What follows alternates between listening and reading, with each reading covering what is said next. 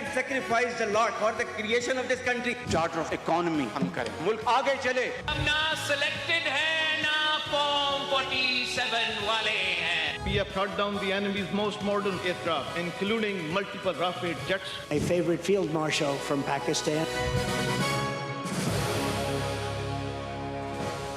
آپ دیکھ رہے ہیں خبروں، تبصروں اور تجزیات پر مبنی پاکستان کا سب سے معتبر نیوز شو آن مائی ریڈار کامران خان کے ساتھ. السلام علیکم، میں ہوں کامران خان. مسلم دنیا کی جدید تاریخ میں شاید پہلی مرتبہ 3 بڑی فوجی، معاشی اور جغرافیائی طاقتیں ایک مشترکہ ڈیفنس ایگریمنٹ میں بندھ گئی ہیں، جس کا بنیادی پیغام انتہائی سادہ لیکن دور رس ہے: ایک پر حملہ، تینوں پر حملہ تصور ہوگا. اس معاہدے کی سب سے اہم شق وہی اصول ہے جس پر دنیا کا طاقتور ترین فوجی اتحاد نیٹو کھڑا ہے. نیٹو کے آرٹیکل 5 کا بنیادی اصول ہی یہ ہے کہ کسی ایک رکن پر حملہ ہوا تو تمام اتحادیوں پر حملہ تصور ہوگا. پاکستان، سعودی عرب اور ترکیہ بھی اسی کلیکٹیو ڈیفنس فلسفی پر عمل کریں گے. یعنی اب نظریاتی طور پہ اسلام آباد کی سیکیورٹی ریاض اور انقرہ کی سیکیورٹی ہے، ریاض کی سیکیورٹی اسلام آباد اور انقرہ کی سیکیورٹی ہے، اور ترکیہ پر حملہ باقی دونوں ملکوں کے لیے بھی مشترکہ دفاع کا معاملہ ہے. جہاں تک اس سوال کا تعلق ہے کہ کیا یہ دفاعی معاہدہ نیٹو کے آرٹیکل 5 جیسا ہے جس کے تحت ایک رکن پر حملہ تمام ارکان پر حملہ تصور کیا جاتا ہے، تو تکنیکی طور پر بالکل ایسا ہی ہے. آخر سیکیورٹی معاہدے اسی لیے کیے جاتے ہیں کہ اتحادی ممالک ایک دوسرے کی حفاظت اور مدد کر سکیں. سعودی عرب، پاکستان اور ترکیہ بھی ایک ایسا دفاعی اتحاد بنا رہے ہیں جس کا مقصد ایک دوسرے کا دفاع کرنا ہے. یعنی یہ کوئی جارحانہ اتحاد نہیں کہ ہم مل کر کسی دوسرے ملک پر حملہ کریں یا کسی دوسرے ملک کے خلاف کارروائی کریں. اس کا مقصد صرف دفاع ہے. لہٰذا خطے کے اندر یا باہر سے جب تک کسی رکن پر حملہ نہیں ہوتا، یہ اتحاد کسی بھی ملک کے خلاف نہیں ہوگا اور نہ ہی اسے کسی ملک سے کوئی مسئلہ ہوگا. اس اتحاد کی اصل طاقت سمجھنے کے لیے تینوں ممالک کو الگ الگ دیکھیں.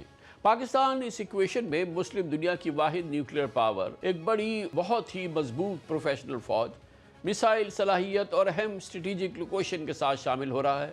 ترکیہ نیٹو کا رکن ہے اور دنیا کی بڑی افواج میں شامل ہے، جبکہ ڈرونز، میسائل، الیکٹرانک وارشپس اور اس تمام وارفیئر میں دفاعی صنعت میں اس کی تیزی سے ترقی ہم نے دیکھی ہے. اس کی جغرافیائی اہمیت بھی غیر معمولی ہے. اور پھر سعودی عرب ہے جو اہم آئل ایکسپورٹر ہے، 2 مقدس ترین اسلامی مقامات کا نگہبان ہے، اور عرب و مسلم دنیا میں ایک بہت بااثر ملک ہے جس کی فائنینشیل پاور اس اتحاد کو مزید مضبوط بنائے گی.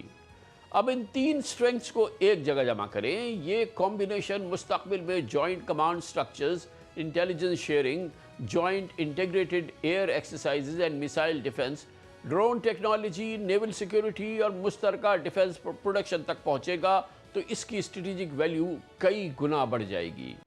ٹرائی لیٹرل ایگریمنٹ سائن ہوا. اس کا مقصد قطعاً یہ نہیں کہ کوئی ایگریشن ہو. It is for entirely for defensive purposes, for peace, tranquillity and progress in the region. نہ صرف ان 3 ممالک کے درمیان بلکہ پوری جو مسلم امہ ہے اس کے لیے یہ میں سمجھتا ہوں کہ یہ معاہدہ انتہائی باعث تقویت ہے. اور یہ معاہدہ کوئی آج کی بات نہیں ہے، یہ پچھلے کئی سال سے اس کے اوپر کاوشیں جاری تھیں، جو کہ اس جمعے کو الحمدللہ وہ پایہ تکمیل تک پہنچی. اس اتحاد کا ایک اور غیر معمولی پہلو یہ بھی ہے کہ یہ کوئی اینٹی امریکن بلاک نہیں یا کسی ایک خاص ملک کے خلاف نہیں. تینوں ممالک اس وقت واشنگٹن کے اہم اسٹریٹجک پارٹنرز ہیں. یعنی مکہ ایگریمنٹ ویسٹ کے مقابل ایک ملٹری لائنز بنانے کے بجائے یہ پیغام بھی دے سکتا ہے کہ مسلم دنیا کے بڑے ممالک امریکہ سے تعلقات برقرار رکھتے ہوئے اپنی کلیکٹیو ڈیفنس کیپیسٹی بھی پیدا کرنا چاہتے ہیں.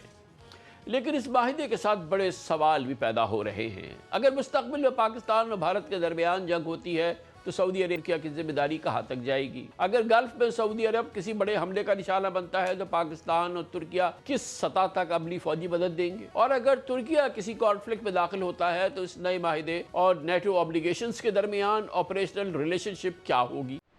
You cannot rely on the American security umbrella. So you need to have some alternatives, not just one alternative. This is not a replacement of reliance on the United States. I think this is complementing it, and it will probably not be the only thing. And I think you will see more of this in the region because everyone in the region understands the American security umbrella turned out to be much more hollow than they expected. Moreover, American decision-making is far from rational and predictable. And as a result, you would be quite foolish to put all of your security eggs in that basket.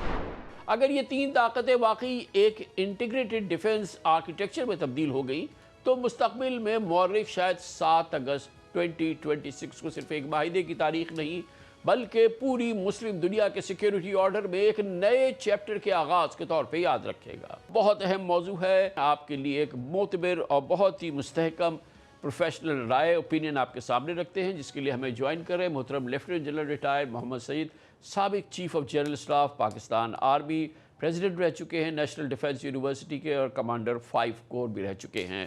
بہت بہت شکریہ general صاحب, آپ نے ہمیں join کیا ہے. بہت ہی تاریخی لمحہ ہے. کیا واقعی ہم یہ کہہ سکتے ہیں کہ اس ڈیولپمنٹ نے, اس ایگریمنٹ نے پورا سیکیورٹی آرکیٹیکچر مسلم ورلڈ کا بدل دیا ہے اور یہ ایک اس لیول کی تاریخی ڈیولپمنٹ ہے جس کی وجہ سے ہم یہ کہہ سکتے ہیں کہ پوری مسلم دنیا کا اب سیکیورٹی آرکیٹیکچر بدل رہا ہے؟ بسم اللہ الرحمن الرحیم. السلام علیکم کامران صاحب, thank you very much.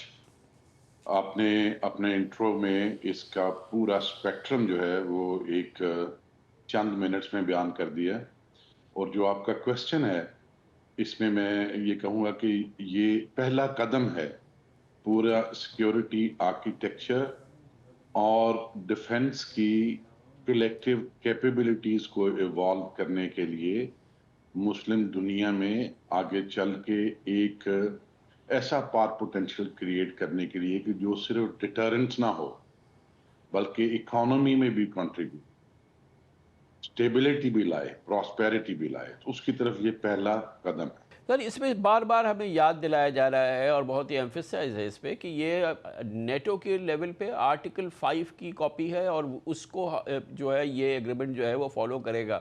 Obviously ایک بات یہ کہ ایک ملک پہ حملہ دوسرے ملک پہ حملہ جو آرٹیکل 5 کی روح ہے وہ بہت بڑی امپورٹنٹ ہے. ایک تو اگر صرف الفاظ نہیں ہیں, اگر اس کی کمٹمنٹ کے لحاظ سے دیکھا جائے تو ایک بہت سیریس کمٹمنٹ ہے. یعنی کہ اس نئے ارینجمنٹ کے اندر اگر خدا نہ خواستہ سعودی عربیہ پہ حملہ ہوتا ہے تو وہ ترکی پہ حملہ اور پاکستان پہ حملہ تصور ہوگا, اور اگر ترکی پہ ہوتا ہے تو پاکستان اور سعودی عرب پہ تصور ہوگا, اور اگر پاکستان پہ ہوتا ہے تو وہ سعودی عرب اور ترکیہ جو ہے وہ اپنے اوپر حملہ تصور کریں گے. کہنے کی تو بات ہے اور آرٹیکل 5 کے اندر یہی لکھا ہے, مگر یہ بہت سیریس اور فار ریچنگ کمٹمنٹ ہے نا جنرل صاحب؟ جی بہت اہم اور بہت سیریس ہے, لیکن اس کو بھی بہت ڈیلیبریٹلی دیکھنے کی ضرورت ہے. جیسے ہمارے ہاں جو بحث چل رہی ہے وہ یہ ہے کہ اگر ٹی ٹی پی نے ایک حملہ اور کیا تو کیا دونوں ملک پاکستان کے لیے ڈائریکٹلی انوالو ہو جائیں گے, یا ہوتیز نے ایک سٹرائک اور کر دی ارامکو پہ تو کیا پاکستان اور ترکی انوالو ہو جائیں گے. اور یہ بھی بحث چل رہی ہے کہ کیا یہ میوچل ڈیفنس ایگریمنٹ ہے یا جوائنٹ ڈیفنس ایگریمنٹ ہے. بنیادی طور پہ جوائنٹ ڈیفنس ایگریمنٹ اور میوچل ڈیفنس ایگریمنٹ تقریباً ایک ہی طرح کی چیزیں ہیں. میوچل ڈیفنس ایگریمنٹ جو ہوتا ہے اس میں ریسیپروکل جو ہے انوالومنٹ وہ زیادہ پرومیننٹ ہوتی ہے, اور جوائنٹ ڈیفنس ایگریمنٹ میں ریلیٹیولی کم. لیکن ٹائٹل سے فرق نہیں پڑتا, لکھا کیا جاتا ہے اس ایگریمنٹ میں, that is what defines every thing. Article 5 جو ہے نیٹو کا, وہ کسی آٹومیشن موڈ میں نہیں رہا آج تک. وہ ہمیشہ کنسلٹیٹیو پروسیسز سے آگے چلتے ہیں. مثال کے طور پر جب فرانس میں بہت وہ آپ کو یاد ہوگا 2010 یا 11 یا 12 والا بہت بڑا ایک ٹیررسٹ اٹیک ہوا اکٹھا پیرس کے کافی ساری لوکیشنز پہ, یا یو کے میں جو ہوا کافی بڑا, تو کیا سارے کے سارے نیٹو کنٹریز اٹھ کے اپنی ملٹریز یا انٹیلیجنس لے کے ان دونوں ملکوں میں پہنچ گئے؟ اسی طرح اسپین میں بھی ہوا, جرمنی میں بھی کچھ ایونٹس ہوئے. تو جو لوگ سمجھتے ہیں کہ ٹیررسٹ ایونٹ کے اوپر ایک دم سے اگر ایسی الائنس ہو تو اس میں سب کو رسپونڈ کرنا پڑتا ہے, ایسا نہیں. اب یوکرین میں جب رشیا نے اٹیک کیا اور یوکرین کے اوپر نیٹو کا جو ویو ہے اس میں کافی یونینیمٹی ہے. پہلے یو ایس کی بھی تھی, بعد میں تھوڑا سپلٹ آیا. تو کیا سارے کے سارے نیٹو کنٹریز نے جوائنٹلی ایکٹیولی ایگریسولی پہلے ہی دن سے ملٹری ہارڈ ویئر کے ساتھ پارٹیسپیٹ کرنا شروع کر دیا؟ اس میں ایک پوری رینج آف آپشن ہے, ہر ملک اپنی اپنی آپشن اپنی کیپیسٹی کے مطابق ایکسرسائز کر رہا ہے. ایک اور بہت اہم بات, جب بھی یہ ڈیٹیل میں لکھا جائے گا یا لکھا گیا ہے اور پبلک کیا جائے گا تو کچھ ایسے ایگریمنٹس ہوتے ہیں جن کو ڈیزائن جب کیا جاتا ہے یا اسٹرکچر جب کیا جاتا ہے اس میں ایک فنڈامنٹل یا آپ کہنے اس کی جو کور ہے وہ ایمبیگوٹی کو رکھا جاتا ہے, اور ایمبیگوٹی کے ارد گرد سارا وہ اسٹرکچر بنتا ہے. اور کچھ ایسے ہوتے ہیں جس میں بالکل پلینلی ہر چیز لکھ دی جاتی ہے کہ کون کیا کرے گا. مگر وہ کیا سر, وہ کیا, معاف کیجئے گا, وہ کیا ریڈ لائن ہے جو کہ جس میں کوئی ایمبیگوٹی نہیں ہوگی اس پورے آرکیٹیکچر میں, اس نئے ایگریمنٹ میں, اس نئی گلوبل ڈیولپمنٹ کے اندر وہ کیا لائنز ہیں, وہ کیا تھریشولڈ ہے جس میں کوئی ایمبیگوٹی نہیں ہوگی, جس میں تینوں ملک جو ہیں وہ ایک ساتھ رسپانس کریں گے؟ اوکے, پہلے دو تین بڑی باتیں کی گئیں اس میں. ایک تو انہوں نے کہا کہ یہ ایک تینوں ملک ایک کلیکٹیو اور رینیوڈ ڈیٹرنس کریٹ کریں گے سیکیورٹی کے لیے, سٹیبلٹی کے لیے ریجن میں اور ریجن سے باہر بھی.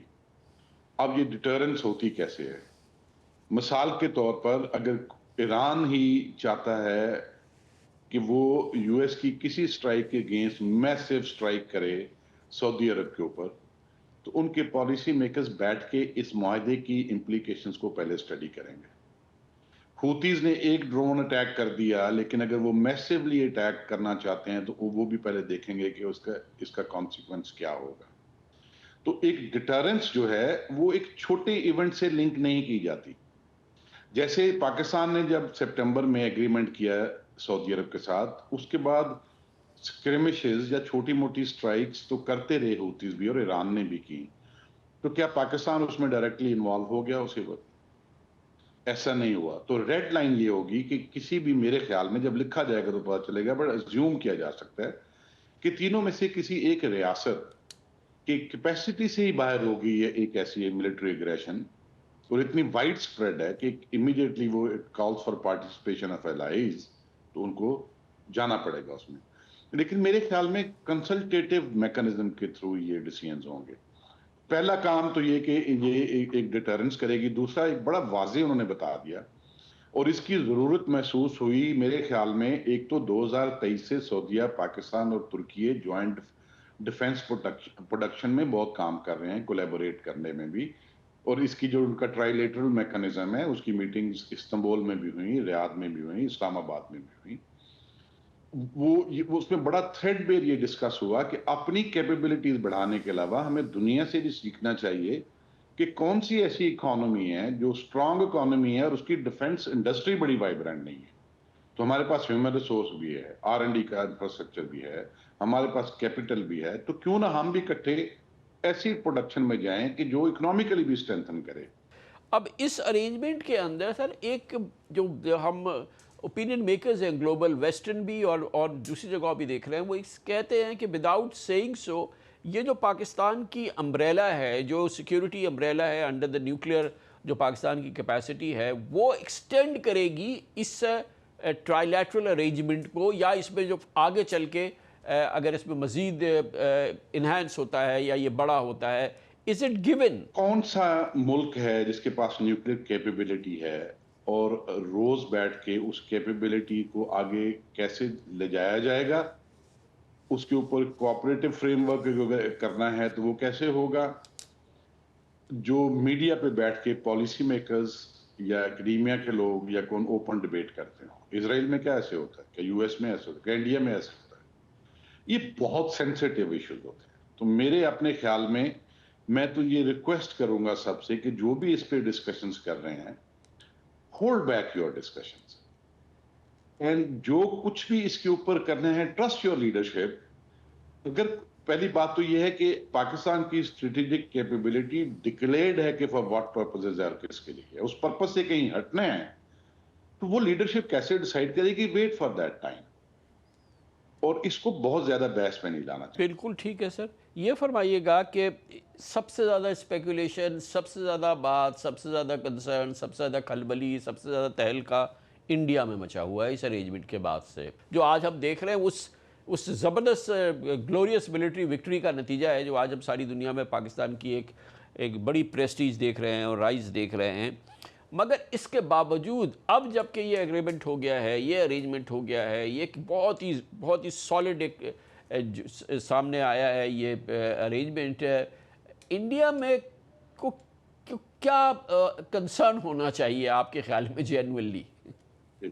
میں آپ کو ایک ایسا کنسرن بتاتا ہوں انڈیا کو جو ہمارے ہاں اوپنلی ڈسکورس میں نہیں ہے اس وقت، لیکن یہ ایک ریالٹی ہے اور میں کوئی ایسی بات نہیں کرنے لگا جو پبلک نالج نہیں ہے، لیکن سم ہاؤ وہ ابھی ٹیبل پہ ڈسکشن میں نہیں آ رہا، میڈیا میں رہا ہے. پہلی بات تو یہ سب بات کر رہے ہیں کہ ایک 12 سال کی بی جے پی کی گورنمنٹ کی انویسٹمنٹ کو بہت بڑا سیٹ بیک ملا ہے مڈل ایسٹ میں بھی اور بیانڈ دی مڈل ایسٹ میں. امریکہ سے لے کے مڈل ایسٹ ہر جگہ پہ پاکستان کی ریلیونس پہلے سے بہت بہتر ہوگی اور یہ ان کے لیے بہت بڑا سیٹ بیک.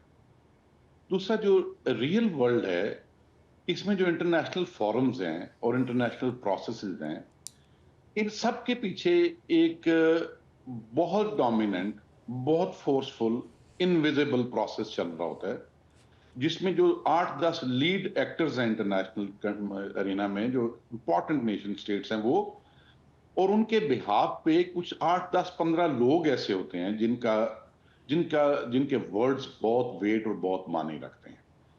اینڈ وہ مستقبل میں جا کے انہوں نے کیا رول پلے کیا وہ واضح ہوتا ہے، ریئل ٹائم میں اس کا پتہ نہیں چلتا. مثال کے طور پر اب جب بھی یو این میں، ای یو میں، بہت سارے انٹرنیشنل فورمز کے اوپر، چاہے وہ ڈسارمامنٹ سے ریلیٹڈ ہیں، ٹریڈ سے ریلیٹڈ ہیں، کوئی جی ایس پی پلس اسٹیٹس سے ریلیٹڈ ہے، تو ایک تو وہ ہے جو سب کچھ میڈیا میں آ رہا ہے، پروسیس چل رہا ہے، اور بہت ساری اور جگہوں پہ جو پتہ نہیں ہوتا.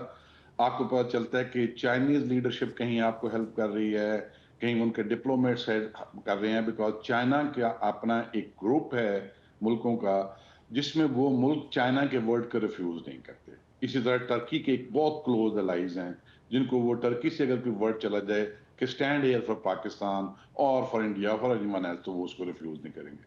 اور سعودی عرب کا اس انٹرنیشنل ارینا میں بہت بڑا رول ہے. ایک رول تو یہ ہے کہ ان کی اپنی وہ اکنامک جائنٹ ہیں، لیکن اس کے علاوہ ایک اور بھی فیکٹر ہے انٹینجبل، وہ یہ ہے کہ مڈل ایسٹرن کنٹریز کی لیڈرشپ کو ایسا ایکسپیرینس ہوتا ہے جہاں انویریبلی آپ ایک رولر کو دیکھیں گے کہ وہ ای یو کے امپورٹنٹ کنٹریز اور یو ایس کے successive 8-10 president, secretaries of state, foreign minister سے ڈیل کر چکے ہوتے ہیں، اور ان کی بیوروکریسی میں بھی ان کی بڑی ریلیونس ہوتی ہے، تو ان کا ورڈ بھی بہت میٹر کرتا ہے. تو یہ جو انڈیا کو بھی تکلیف ہے وہ یہ ہے کہ it is not only China who will be speaking for Pakistan, جہاں انہوں نے اپوز کرنا ہے، اور پاورفل کنٹریز بھی لسٹ میں آگے ہیں، اور آگے جو ہی اور اس جوائنٹ ایگریمنٹ میں لوگ آئیں گے تو وہ بھی پاکستان کی کیپیسٹی بڑھتی جائے گی. یہ نہیں عزم ہو رہا وہاں ادر دین جو ویزیبل چیزیں. جی سر یہ فرمائیے گا کہ یہ کتنا امپورٹنٹ ہے، اس کی کیا سگنیفیکنس ہے اور اس کی کیا مینیفیسٹیشن ہے کہ یہ تینوں کنٹریز جو ہیں آج ان کی حیثیت جو ہے وہ ڈیفینیٹلی یو ایس ایلائز کی ہے. ڈیفینیٹلی سعودی عربیہ تو بہت اسپیشل ریلیشن شپ ہے اس کی یو ایس کے ساتھ. ترکیہ از نیٹو ممبر، اور ابھی پریزیڈنٹ ٹرمپ نے بہت بڑا ٹرکی کا دورہ کیا ہے، F-35 وغیرہ ان کو دینے کی بات کی ہے. وہ بہت ہی کلوز ریلیشن شپ ہے، اور پاکستان کے بھی آپ بہت سالوں کے بعد اب خاص تعلقات ہیں، بہت بہتر تعلقات ہم کہہ سکتے ہیں پاکستان کے اس وقت یو ایس ایڈمنسٹریشن کے ساتھ، پریزیڈنٹ ٹرمپ کے ساتھ ہیں. تو یہ جو کنورجنس ہوا ہے، اور اس ریجن میں جہاں پر سیکیورٹی کی اس سے پہلے ذمہ داری یو ایس کی ہوا کرتی تھی، اور وہ اس کو جو ہے وہ سبلیٹ کیا ہوا تھا جی سی سی نے، وہاں پر یہ ڈیولپمنٹ جو ہے یہ ویسٹ کے لیے اور یو ایس کے لیے وہ اس کو کیسے دیکھیں گے؟ یہ دیکھیں، شیئرڈ سیکیورٹی اینڈ ڈیفنس کی کیپیبلٹیز میں انڈیجنائزیشن کرنے کا خیال اس جنگ میں نہیں آیا ان تین ملکوں کو، وہ تو پہلے سے ہی تھا. اس جنگ نے کیا کیا؟ دوحہ کے اوپر اسرائیل نے جو سٹرائک کی تھی ستمبر 2025 میں، اس میں اسرائیل کو کوئی بھی کسی قسم کا کانسیکوینس فیس نہیں کرنا پڑا انٹرنیشنل. اور یہ بہت بڑی ویک اپ کال تھی مڈل ایسٹرن کنٹریز کے لیے. ان کو سمجھ آ گئی تھی کہ جو کچھ بھی آرکیٹیکچر ہمارے پاس ہے, ہمیں پرنسپل تھریٹ دو ڈائریکشن سے ہیں, ایک اسرائیل اور دوسرا ایران سے. ایران کا پبلکلی نہیں کہتے, بٹ ایوری ون نوز کہ مڈل ایسٹرن اسٹیٹس جو ہیں وہ تھریٹن فیل کرتی نہیں ایران سے, اور اب وہ سامنے بھی آ گیا سب کچھ. تو مڈل ایسٹ کے رولرز کو یہ تو پتا تھا کہ اگر اسرائیل نے کبھی اگریشن کی تو اسرائیل اور مڈل ایسٹ کی ریاستوں کے درمیان یو ایس کبھی کھڑا نہیں ہوگا, وہ کبھی ڈیفینڈ نہیں کرے گا اگینسٹ اسرائیل, یہ ان کو پتا تھا. تو جو بھی سیکیورٹی آرکیٹیکچر ان پلیس تھا وہ بنیادی طور پہ ایران کے لیے تھا. اور اب انہوں نے یہ دیکھا کہ جب اس کے لیے ان پلیس ہے اور اسرائیل دوحہ پہ ان کی سوورینٹی کو وائلیٹ کرتے ہوئے حماس کے لیڈرز کو ٹارگٹ کرنے کے لیے ایئر سے سٹرائک کرتا ہے, اینڈ بالکل he gets walks away absolutely freely. ایک یہ ویک اپ کال. اور دوسرا یہ جو اب ایران سٹرائک کرتا رہا ہے جنگ کے دوران بیسز پہ, اور پھر بیسز سے ہٹ کے پوسٹ سیز فائر میں صرف بیسز پہ نہیں, آئل انسٹالیشن پہ, ریسیلینیشن پلانٹس پہ سٹرائک ہوئی. اور پچھلے 2-3 ہفتے میں ایران نے اپنے الائز کو بھی شامل کر دیا. ایران ڈینائی کرتا ہے کہ ہوتیز ان کے الائے نہیں ہیں, یا عراق کے اندر ملیشیاز ان کے الائز نہیں ہیں, یہ ان کی اسٹیٹڈ پوزیشن ہے. لیکن اس کے اوپر بہت کوئی یقین نہیں رکھتے دنیا میں لوگ. تو جب تینوں طرف سے اٹیک ہونا شروع ہو گیا, عراق کی طرف سے بھی, ہوتیز کا ریڈ سی میں بھی, اور مین لینڈ سعودی عربیہ کے اوپر بھی, اور ایران کا بھی, تو اس نے فاسٹ ٹریک کر دیا ہر چیز کو. تو یہ جو ایک یو ایس کا ساتھ ریلیشن ہے انڈیویجولی اسٹیٹس کے, وہ رہیں گے. ایسا نہیں ہے کہ U S totally walk away کرے گا مڈل ایسٹ سے آن ون فائن مارننگ, یا یہ لوگ بالکل ان سے کٹ آف کر لیں گے. یہ ایک اپنی ایسی کیپیبلٹیز جس کے اوپر اپنی کمپلیٹ ریلائنس ہو, جو ٹائم آئے تو ڈیلیور کر سکیں, آن گراؤنڈ اویلیبل ہوں, یہ اس کے لیے ایک قدم ہے. سوڈ جو ایک سیلف وہ ڈیفense کی جو کیپیبلٹی ہے اس کے لیے. اینڈ دوسرا آگے بڑھ بہت کچھ انڈیجنائز کرنے کے لیے, بیکاز ان 3 ملکوں میں پاکستان کے پاس 5000 PhD این ایم فل لوگ کام کر رہے ہیں ڈیفنس پروڈکشن اینٹیز میں. بہت بڑا نمبر ٹرکی میں بھی ہے, اینڈ جو R&D کا ایکسپیرینس ہے وہ بھی بہت ہے. سعودی عرب میں یہ دونوں چیزیں نہیں ہیں, لیکن ان کے پاس کیپٹل بہت ہے. تو یہ تینوں when they put their hands together, تو پاکستان, ترکی اینڈ سعودی عرب فیوچر میں صرف کان کی پروڈکشن نہیں دیکھیں گے, 5th جنریشن انمینڈ ایئر کرافٹ کی بہت کچھ سامنے آئے گا. سر یہ فرمائیے گا کہ اب اس کے ایکسپینشن کے حوالے سے بعض خیال یہ ہے کہ کچھ تو بالکل سامنے ہے. مثال میں کویت نے 2023 کے بعد اب جو ہے اپنا ڈیفنس ایگریمنٹ پاکستان کے ساتھ ریٹیفائی کیا ہے, وہ پاکستان کے ساتھ ڈیفنس ارینجمنٹ کے اندر شامل ہو گیا ہے. دوسری جانب بحرین جو ہے سعودی عرب کے ساتھ بہت کلوزلی ایسوسیٹڈ ہے, بہت ہی بڑا میسو انفلوئنس ہے سعودی عربیہ کا بحرین پہ.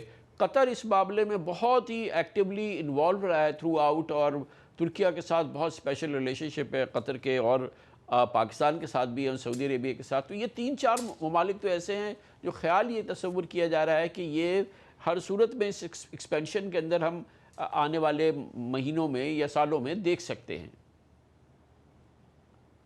اس میں جیسے ٹرکش فارن منسٹر نے, خان صاحب نے بھی رات کو بات کی, اینڈ میں بھی کل نسیم ایک پروگرام میں یہ بات کر رہا تھا کہ میرے خیال میں لیڈ میں نیکسٹ جو جوائن کرنے والا ملک ہے شاید ایجپٹ ہو, اینڈ ایجپٹ کے بعد جارڈن, اینڈ جو جن ممالک کا آپ نے نام لیا وہ, یہ ڈیفینیٹلی ایکسپینڈ ہوگا یہ ارینجمنٹ.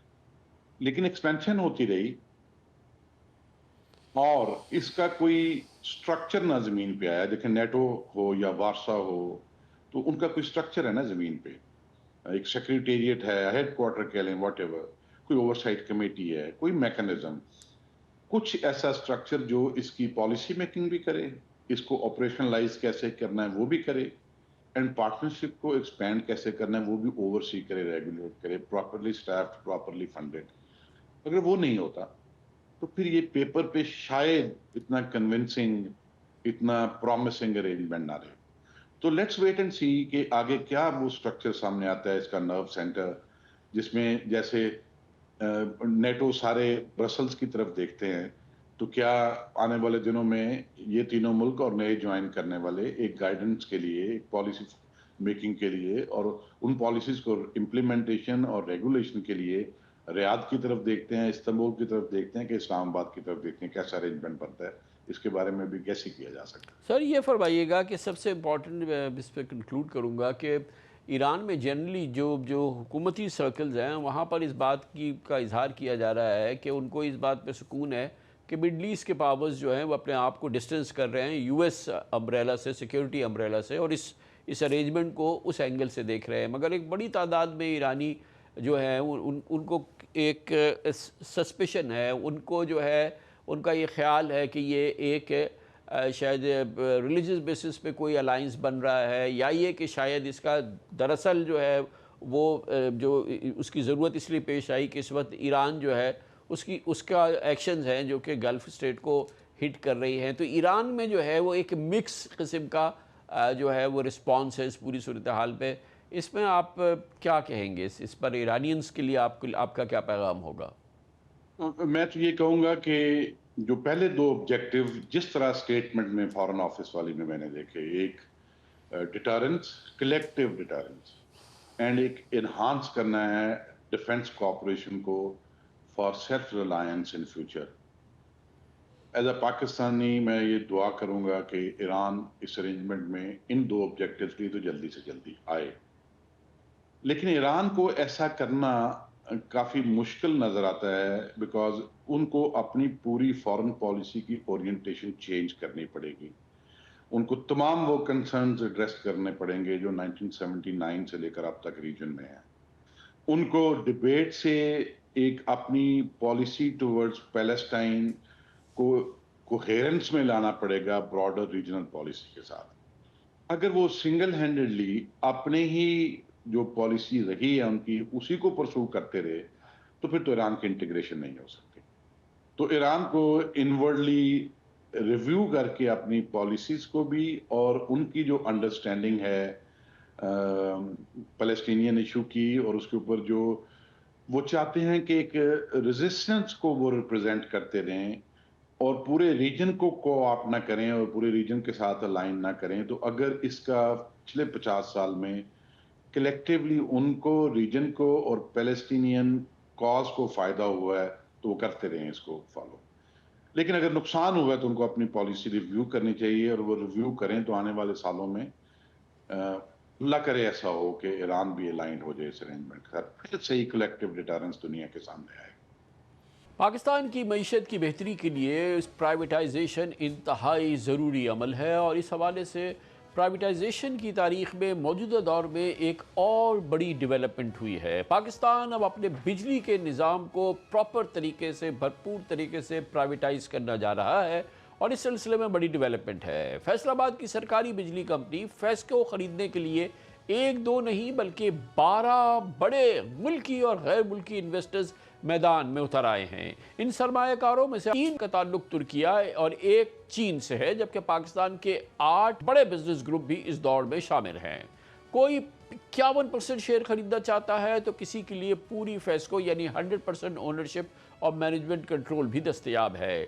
PIA के बाद अब पाकिस्तान की अगली बड़ी निजकारी शायद बिजली के शोबे में होने जा रही है।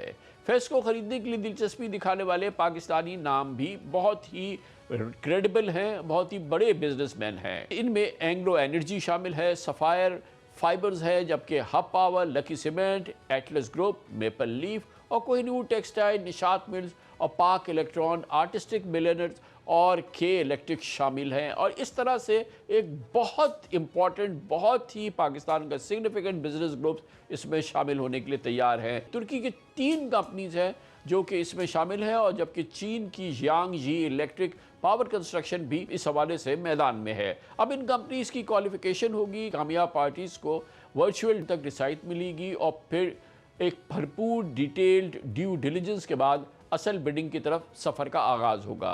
ताहम फेस्को सिर्फ आगाज़ है। हुकूमत पहले मरहले में अपनी 3 निस्बतन मजबूत तरीन कामयाब डिस्कोज यानी फेस्को, गैपको और आइस्को को प्राइवेट सेक्टर के हवाले करना चाहती है।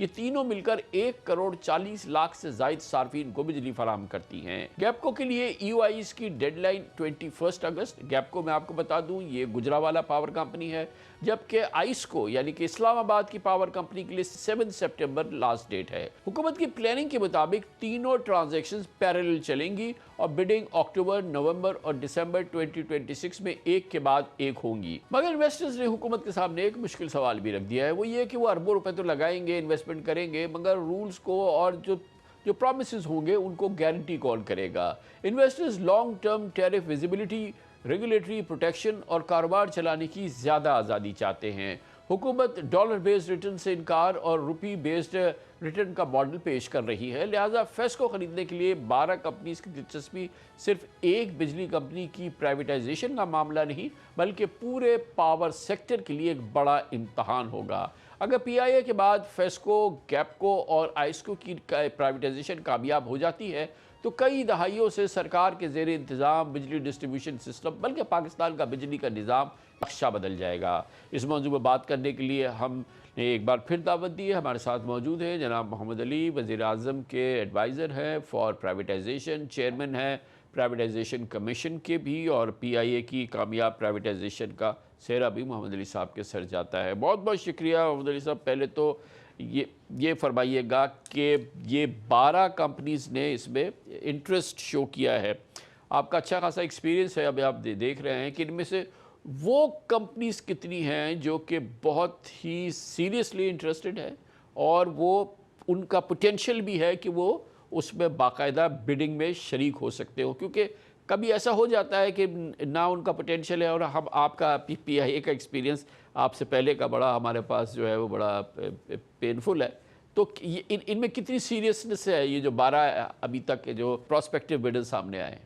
जी कामरान भाई, अस्सलाम वालेकुम and thank you for having me on your show. पहली बात तो मुबारक हो कि माशाल्लाह जो पहला स्टेप है इस प्राइवेटाइजेशन का कि इन्वेस्टर्स का इंटरेस्ट जो जनरेट करना था, दैट्स वेरी गुड न्यूज़ के 12 इन्वेस्टर्स का इंटरेस्ट है।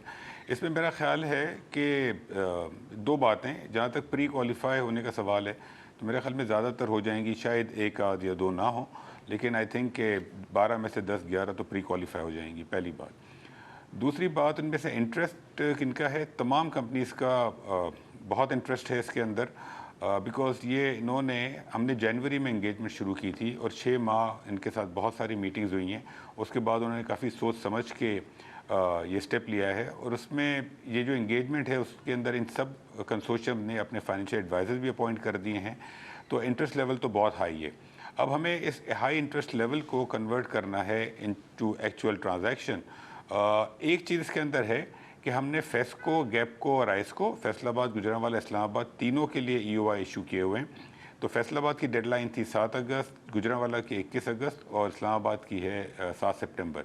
तो ये ज़रूर होगा कि इनमें से कुछ लोग फेस्को में इंटरेस्टेड होंगे, कुछ गैपको में होंगे, कुछ आइस्को में होंगे, बिकॉज हमने रिस्ट्रिक्शन रखी है कि बिडिंग तो लोग सब में कर सकते हैं लेकिन एक से ज़्यादा ओन नहीं कर सकते। तो डिफरेंट ग्रुप्स का डिफरेंट उसमें इंटरेस्ट होगा, लेकिन ओवरऑल सबका इंटरेस्ट बड़ा सीरियस है। तो सर क्या स्ट्रक्चर क्या ऑफ़र कर रहे हैं आप? मेजॉरिटी देंगे, 100% देंगे, या PIA वाला मॉडल जो कि ज़ाहिर है कि आप फुल कंट्रोल देने के लिए तैयार हैं? इस वक्त जो गवर्नमेंट ने अप्रूव किया है कैबिनेट ने, वो 51 to 100% उसको ओपन रखा है, डिपेंडिंग ऑन के इन्वेस्टर्स का इंटरेस्ट क्या होगा। मिनिमम 51%, मैक्सिमम 100%, तो उस पर फ्लेक्सिबिलिटी है गवर्नमेंट की। अब ये बड़ा इंपॉर्टेंट है कि इन्वेस्टर्स की क्या डिमांड है और जो भी उनकी डिमांड होगी उसके अंदर मेरिट डिमेरिट भी देखनी होगी और डिफरेंट इन्वेस्टर्स की डिफरेंट रिक्वायरमेंट होगी। तो हम सब इन्वेस्टर्स के साथ इंगेज करके फिर डिसाइड करेंगे कि एग्जैक्टली क्या परसेंटेज फाइनल होगी। तो ये आपने आयरन क्लैड इसका स्ट्रक्चर आप नहीं रखना चाहते, आप ओपन रखना चाहते हैं और you want to here from the investors? जी, कुछ चीज़ें आयरन क्लैड हैं। फॉर एग्जांपल इन तमाम कंपनीज़ का पिछले कोई 1 साल से हम जो काम कर रहे थे, इन तीनों कंपनीज़ का इनका रीस्ट्रक्चरिंग प्लान हमने फाइनलाइज़ किया है कि जो रिटायरीज़ की पेंशन्स हैं उनको किस तरीके से अकाउंट फॉर किया जाएगा, जो करंट एम्प्लॉयज़ की पेंशन है उनको किस तरह अकाउंट फॉर किया जाएगा, बहुत सारे रिसीवेबल्स पेएबल्स हैं उनकी हमने रीस्ट्रक्चरिंग की है। और जो लैंड है, लैंड को हम ट्रांजैक्शन का पार्ट नहीं बना रहे। फॉर एग्जांपल लैंड हम ट्रांजैक्शन से अलग कर देंगे, लैंड गवर्नमेंट की एक SPV के अंदर जाएगी और वो SPV लैंड को لینڈ کو لیز بیک کر دے گی ان ڈسٹریبیوشن کمپنیز کو. تو یہ کچھ چیزیں آئرن کلیڈ ہیں, کچھ چیزیں جیسے کہ 51 to 100% ہوگا نہیں ہوگا یہ ابھی اوپن ہے. ٹیرف ہم نے یہ ڈیسائیڈ کر لیا ہے کہ ڈالر با روپی میں ہوگا, اور اس کو ہم رسک فری ریٹ سے لنک کریں گے تاکہ انٹرسٹ ریٹ کی موومنٹ کے ساتھ ٹیرف موو ہو سکے. لیکن ایگزیکٹلی ٹیرف کے جو خد و خال ہیں وہ اب آنے والے وقتوں میں ڈیسائیڈ ہوں گے. ہم نے اپنے اینڈ پہ ڈیسائیڈ کر لیے ہیں, لیکن اب ہم انویسٹرز کے ساتھ انگیج کریں گے. اس میں ہو سکتا ہے تھوڑی بہت رد و بدل. تو کچھ چیزیں ایسی ہیں جو انویسٹرز کے ساتھ ہم ڈسکس کریں گے, اور کچھ چیزیں ایسی ہیں جو کہ ہم نے آئرن کلیڈ کر لی. جو بگننگ ہو رہی ہے یہ فیسکو سے ہو رہی ہے, ون آف دا بیسٹ جو آپ کے پاس ڈسکوز ہے. یہ تو آپ کے پاس بڑا اچھا ہے نا, حکومت کے پاس جو اچھا سرمایہ ہے سب سے پہلے اس کو آپ بیچ رہے ہیں اس ایسٹ کو. جی, اس پر ایک بڑا لوگوں کا ایک ویو یہ بھی ہے کہ جی آپ اچھی ڈسکوز بیچ رہے ہیں, لیکن اگر آپ وہ ڈسکوز بیچنے جائیں گے کہ جس کے اندر 30 اور 35% بجلی کی چوری ہو رہی ہے, یا 20-30% لوگ بجلی کی بل ہی پے کر دے, تو آپ مجھے خود بتائیں کہ کامران صاحب یہ پروسیس شروع ہی کیسے ہوگا. تو آپ کو کسی بھی چیز کو بیچنے کے لیے ایک سرٹن اسٹریٹجی بنانی پڑتی ہے. اور دوسری بات یہ ہے کہ ایسا نہیں ہے کہ ہم خالی اچھی والی ڈسکوز بیچ دیں گے اور بری والی نہیں بیچیں گے. ایز وی اسپیک حیدرآباد اور سکھر کے اوپر ہی بہت ایڈوانس سٹیجز میں کام ہو رہا ہے, اور اگلے 2 ماہ کے اندر اس کا بھی UI ایشو ہو جائے گا. تو ہم انشاءاللہ تعالی ون آفٹر دی ادر ساری کی ساری ڈسکوز بیچیں گے. ہم نے پشاور اور ہزارہ جو ہے ہزیکو اس کے لیے بھی RFP ایشو کر دیا ہے, لاہور ملتان کے لیے بھی کر رہے ہیں. تو اچھی اور بری تمام ہوں گی, لیکن as a matter of strategy ہم نے شروع اس لیے کیا تھا کہ اس کے اندر انٹرسٹ لیول زیادہ ہوگا, جو کہ آپ دیکھ بھی رہے ہیں. لیکن میرا اپنا خیال ہے کہ انشاءاللہ آپ دیکھیں گے کہ حیدرآباد, سکھر, پشاور, ہزارہ جن میں کہ لاسز زیادہ ہیں, اس کے اندر بھی آپ دیکھیں گے کہ انٹرسٹ انشاءاللہ اچھا جنریٹ ہوگا. اور دام کیا ہے, ریزرو پرائس اور یہ ویلیویشن وغیرہ, اس کا ڈٹرمنیشن کیسا ہو رہا ہے, کیا اس کا کیا فارمولا وغیرہ ہے؟ کمر صاحب, اس کی جو ریزرو پرائس کا لنک ہوگا اس کی ریگولیٹڈ ایسٹ بیس ہوتی ہے تمام ڈسٹریبیوشن کمپنیز کی. تو ابھی جب ڈیو ڈیلیجنس ہوگی تو اس کے اندر اور ریفائنمنٹ ہوگی, اور ویلیویشن جو ہوگی ریزرو پرائس وہ تو ہم بڈنگ کے قریب اس کو ڈیسائیڈ کریں گے. اور انویسٹر جو اس کی ریزرو پرائس خود جو کیلکولیٹ کریں گے وہ ٹیرف دیکھیں گے, اپنا ریٹرن دیکھیں گے, اور ریگولیٹڈ ایسٹ بیس کیا ہے, تو یہ اس بیس پہ ڈیسائیڈ ہوگا آنے والے وقتوں میں. تو یہ جو گیپکو اور آئسکو ہے جو کہ اگست کے اندر جس کا انٹرسٹ آپ اناؤنس کر دیں گے, اور پھر آئسکو کا, اور اس کے بعد اس کی بڈنگ ہو جائے گی, تو کیا ٹائم لائن کیا ہے کہ یہ پروسیس کمپلیٹ ہو جائے, یہ 3 بڑی ڈسکوز کا جو کہ پاکستان کے لیے ایک بہت بڑی مونومنٹل ایک ڈیولپمنٹ ہوگی. تو یہ کب تک آپ کا ٹائم لائن کیا ہے اس کو کہ ان کے حوالے کر دیں نئے اونرز کے؟ ہم نے 3 ماہ رکھے ہیں بائرز کی ڈیو ڈیلیجنس کے لیے, جو کہ سپٹمبر, اکتوبر, نومبر ہوگا. تو ہم نے پہلی ڈسکو ہم دیکھ رہے ہیں دسمبر, جنوری کے اندر, some time around that time پہلی کی بڈنگ ہو جائے, پھر فروری میں دوسری کی, مارچ میں تیسری کی, اور اس کے بعد جون, جولائی کے اندر ہم حیدرآباد, سکھر کی کریں. تو ہم نے یہاں سے آج سے 4-5 ماہ اس لیے رکھے ہیں کہ ڈیو ڈیلیجنس ہم نے 3 ماہ رکھے ہیں, لیکن اکثر انویسٹرز کچھ زیادہ ٹائم بھی مانگتے ہیں, بیکاز اس کے اندر جو ڈیو ڈیلیجنس ہوگی بڑی ایکسٹینسو ڈیو ڈیلیجنس ہے. 10s of thousands of people work here, pension کی لائبلٹیز ہیں, ان کا پورا انفراسٹرکچر اسٹڈی ہوگا وغیرہ وغیرہ. تو ہو سکتا ہے کہ 3 کی جگہ تھوڑا سا ٹائم اوپر نیچے ہو, لیکن آئی ایم لوکنگ کہ انشاءاللہ جنوری, فروری کے اندر انشاءاللہ ان کی بڈنگ ہو جانی چاہیے اور یہ بک جانی چاہیے انشاءاللہ. اچھا یہ بتائیں کیا آپ نے گارنٹی کیا دی ہے, کیونکہ جو پاور سیکٹرز میں جو انویسٹرز رہے ہیں پاکستان میں یا پاکستان سے باہر, ان کا تجربہ جو ہے وہ میٹھا بھی رہا ہے اور بہت تلخ بھی رہا ہے, اور یہ ان کو اندازہ ہو گیا کہ جب حکومت اپنا موڈ بدلتی ہے تو وہ کیا کچھ کر سکتی ہے, اس کا احساس بھی ان کو ہو گیا ہے. اور ریگولیٹری بھی مسائل ہو جاتے ہیں, سیاسی مسئلے ہو جاتے ہیں. ایک حکومت کوئی فیصلہ کر کے جاتی ہے, دوسری حکومت آ کے اس کو بالکل الٹ دیتی ہے. مجھے تو یہ بڑی حیرانی ہے, اس کے باوجود 12 آپ کے پاس یہ بیڈرز یہاں پر ہیں فیسکو کے, اس جو ان IPP سے بات کر رہے ہیں, اور انکلوڈنگ KE بھی اس میں شامل ہے جس کا کہ نشر ہو گیا پرائیویٹائزیشن میں. وہ کیا آپ نے ان کو گیدڑ سنگی سکھائی ہے جس کی وجہ سے ابھی تک یہ انٹرسٹ باقی ہے, اور آپ نے کیا ان کو یقین دلایا ہے کہ بھائی اب آئندہ کوئی نہ پولیٹیکل انٹرونشن ہوگی, نہ ریگولیٹری انٹرونشن ہوگی, نہ حکومت کا ڈنڈا تمہارے سر پر آئے گا؟ اچھا, 2 باتیں کامران بھائی, گریٹ کویسچن. پہلی بات تو یہ کہ IPPs کے اندر رینیگوسیشن ہوئی تھی, obviously we all know, لیکن اس کے علاوہ تو پاکستان میں بہت ساری ایسی سیکٹرز ہیں, ایسی پروجیکٹس ہیں جس کے اندر ماشاءاللہ private sector is making good money, لیکن کوئی ایسی رینیگوسیشن جیسی چیز نہیں ہوئی ہے ایون انرجی سیکٹر کے اندر. اور دوسری بات یہ کہ اس کے اندر میرا نہیں خیال کہ ایسی کوئی چیز ہوگی, بیکاز یہ تمام چیزیں جو ہم نے تجربے سے سیکھی ہیں IPPs اور باقی چیزوں کے, تو وہ ہم کیٹر فور کر رہے ہیں یہاں پر. تیسری بات یہ کہ اوور آل جو ڈسٹریبیوشن سیکٹر ہے اس کا سائز کو اتنا بڑا نہیں ہے. جیسے کہ اگر آپ ایک ڈسکو 100, 125, 150 بلین کی بھی لیتے ہیں तो ओवरऑल पूरा सेक्टर तकरीबन 3-4 बिलियन डॉलर से ऊपर का नहीं है, जिसमें कि 3-4 हज़ार मेगावाट का पावर प्लांट लगता है, तो साइज़ इतना बड़ा नहीं है। तो इसके अंदर एक तो ये ख़तरात जो हैं, जो रिस्क हैं, ये एक तो ये नहीं है। दूसरी चीज़ ये कि ये जो प्रोडक्ट है डिस्को की, it's a very attractive product. Although on one hand ये हो सकता है कि आने वाले वक्तों में सोलराइजेशन या टेक्नोलॉजी चेंज की वजह से शायद सेल्स वगैरह अफेक्ट हों, लेकिन इन्वेस्टर जो इन्वेस्ट करेगा उसके ऊपर एटलीस्ट रुपी बेस्ड रिटर्न तो उसको फिक्स मिलेगा, और उसके बाद और वो अनरीजनेबल नहीं होगा। अगर आप बैंक में पैसा रखते हैं, आपको 10-12% अगर मिलता है, यहाँ पर अगर आपको 14% 15% मिलता है, तो कोई इतना ज़्यादा रिटर्न नहीं है, पहली बात।